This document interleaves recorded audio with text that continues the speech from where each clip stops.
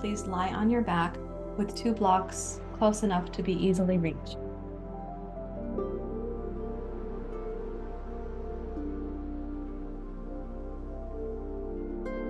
Place your feet flat on the floor and somewhere near to your hips, so not too far away. They don't have to be right up against your sitting bones. There's a lot of yoga myths out there about these poses. You know, like you should be able to reach your heels is one of the myths. It depends on the length of your arms and the length of your torso and the flexibility of your quads and so on. So just bring your heels close enough that when you pick up your hips, your shins are going to be more or less vertical, not out here where they won't be so vertical. Okay, we're going to take both blocks on the flat side and we're going to make a little triangle like this. So pick up your hips and put the triangle so the bottom point of the triangle points towards the tailbone. And so you can check it there where your shins are vertical. You know where you are. Your hips should be level. And you're also able to pick up the knees and the blocks won't slide out. Right, so you've got this. All right, great. So let's keep the upper back and shoulders and arms relaxed. And as you inhale, raise your knees up to vertical. Exhale, toe touch down. Keeping the body stable, inhale, raise the knees up. Exhale, toe touch down. Inhale, up. Exhale, knees to chest. Inhale, knees up. Exhale, toe touch down. Inhale, knees up. Keep the body stable, so we're looking for that cohesion. Exhale, knees to the chest. Inhale, float the knees up. Exhale, toe touch down. So we want to make use of the strength of rajas, the strength of a person whose determination might become like overly determined. Exhale, knees to chest. This is also addressing the dorsal vagal system. So this pose, this particular practice, lying on the back, is much more open and vulnerable. So a person in a dorsal vagal mode may not be ready for this, but it could be something they move towards. And a person whose sympathetic nervous system is highly activated, to be able to coordinate this with their breathing slows down the nervous system, slows down the mind. It's also accessing what yoga calls apanavayu. It's returning samanavayu to its purpose in the stomach. When you exhale, releasing thoughts, for example. When you inhale, bringing in peace and tranquility. Exhale, touch the feet down, and now you've already checked that your shins can be vertical. Inhale, raise your hips up to bridge pose. Tuck the shoulders under. We're going to put the 2 blocks aside. You could choose to clasp the hands. You could choose to hold a yoga strap. You could hold the sides of your mat. You could hold your feet. Though most people can't reach their feet based on the length of the arms and the flexibility of the body, so I don't say that one very often. Use the strength of the arms, the shoulders, the heart. So this is a purposeful activation of the back hemisphere of the body. We want optimism and commitment. And our commitment would be towards the sattva guna. The commitment is to evolving into the best version of ourselves rather than succumbing to those invisible patterns pulling us to and fro without our consent.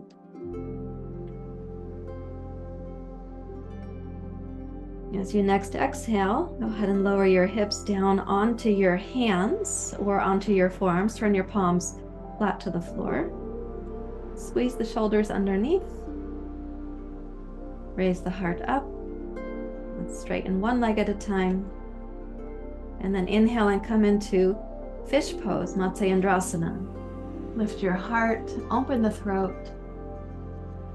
If you have the neck flexibility for it, your head comes to the floor behind you. If you don't have that flexibility, please use a blanket But most importantly, lift the heart, roll the shoulders back, open your collarbones and your throat.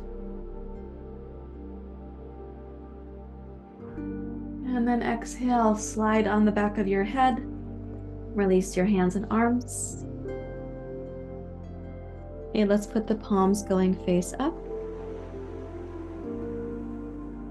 We're coming to Shavasana. So we'll do Shavasana as a part of the practice to now integrate the ventral vagal nervous system. So the whole of the nervous system coming into its best evolutionary option, which is ventral vagal parasympathetic nervous system. And this is because we are going to feel more connected and interconnected. So palms up, you can close the eyes.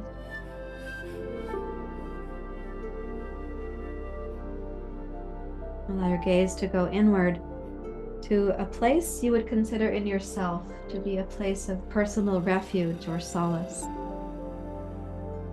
Perhaps you can create a little compassionate heart for yourself and go there.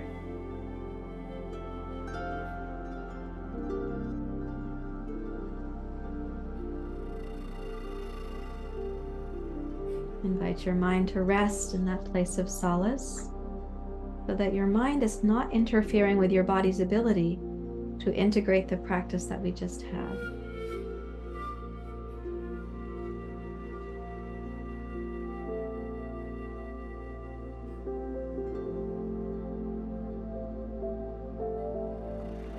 Allow your entire body to get heavier and heavier with relaxation.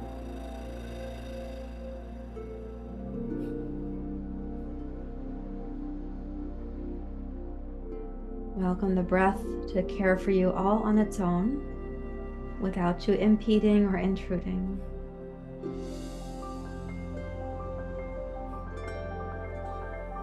And when you rest in this place of solace or compassion, practice seeing yourself lovingly.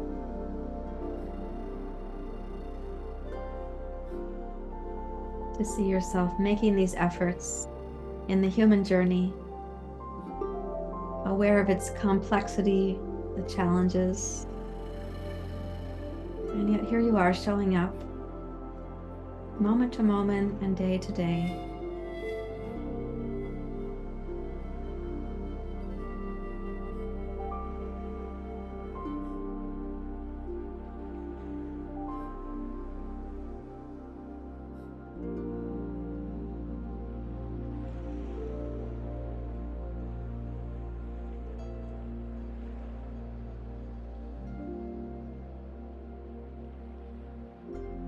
Let your eyes become more kind as you gaze inward.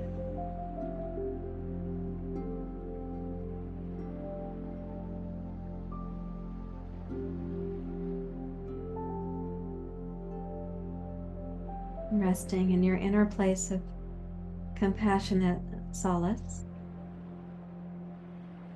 Allow your body to become more and more deeply relaxed.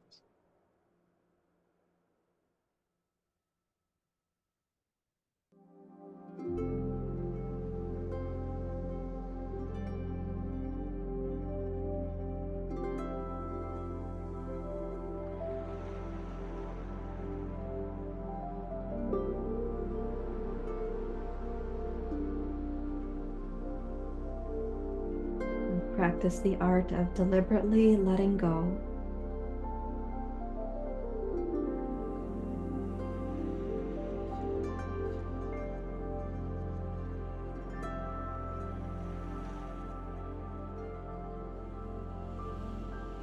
This is the beauty of surrender.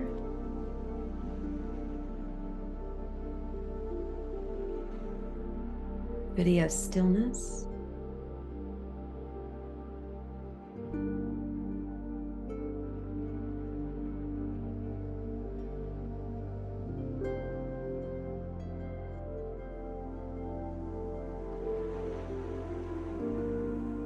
Allow the relaxation to go more and more deeply again, penetrating the muscles, the organs, the space between the organs, the nerve pathways, circulation pathways, into the subtle body and also into your mind.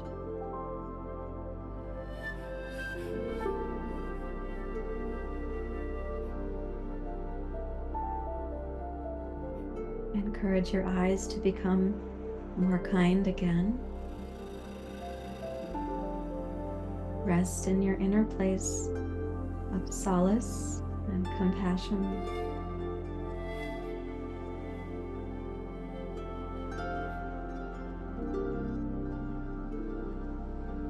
And see yourself experiencing the human journey and all of its complexities and also its beauty.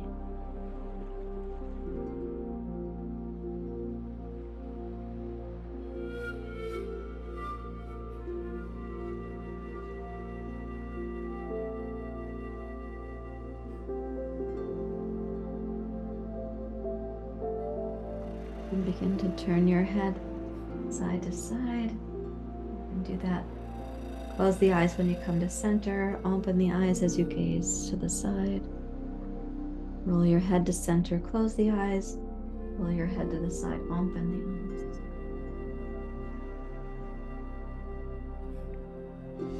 And then keeping the eyes open as you roll your head side to side. Trace the walls, the ceiling, the space around you, so you're aware of where you are.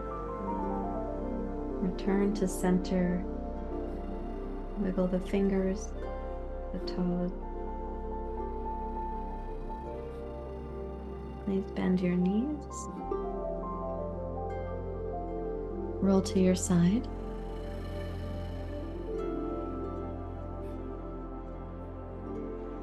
Come up to sit.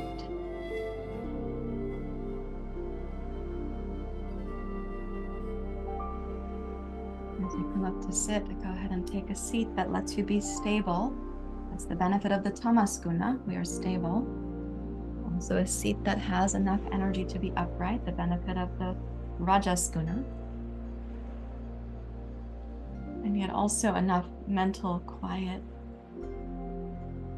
for the mind to be lucid or clear. That is the sattva guna.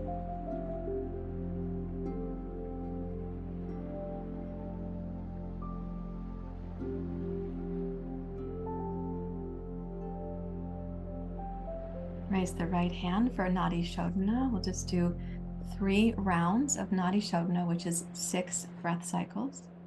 It's inhale left, exhale right, inhale right, exhale left.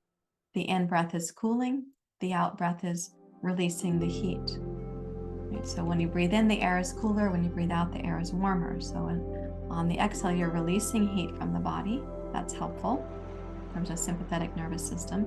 On the inhale, you're bringing in the coolness of the air. You're also going to be balancing the Ida and Pingala nadis in the left and right hemispheres of the brain and the body. Okay, so cooling in this case means cool like the luminous moon in the night sky. Okay. Begin with the left nostril for inhale left and then exhale right.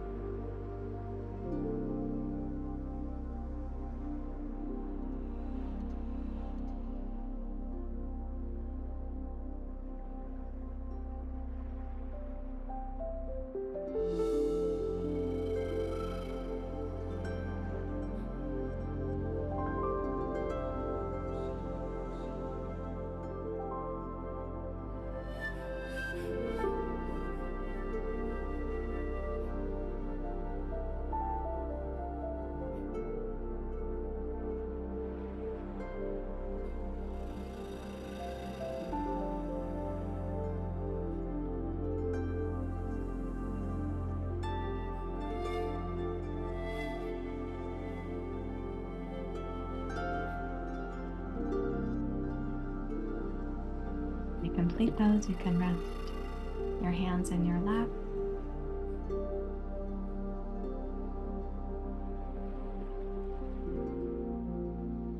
The breath practice will naturally bring some light to the neocortex. Also, it supports your pituitary and pineal glands. It can be very helpful preceding meditation. So please sit and quiet. Imagine yourself now as a beautiful lighthouse on a shore.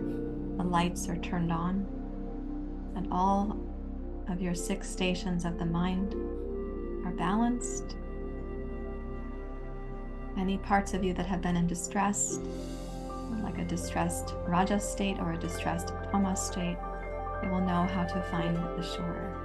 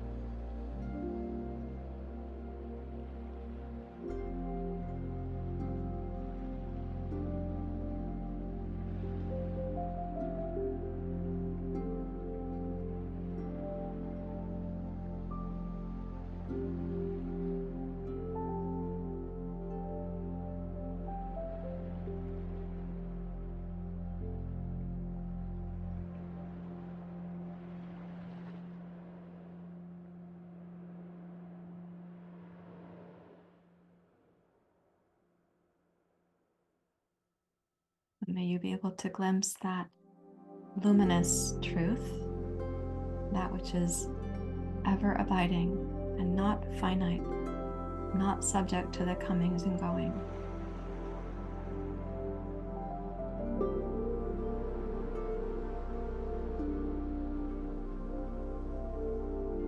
Raise your hands to your heart, please.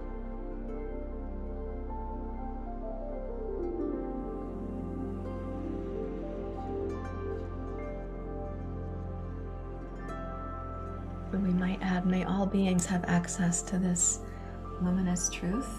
May they be safe enough, resourced enough, cared about enough to sense this indwelling.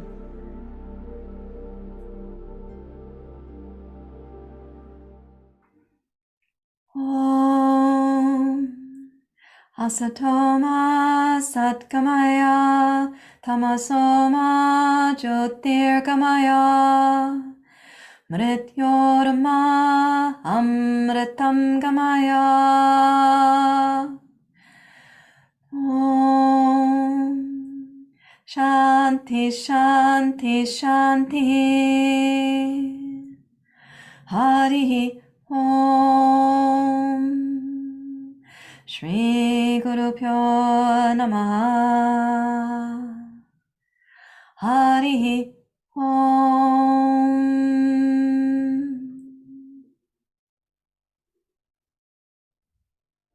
Thank you very much, everyone. Namaste.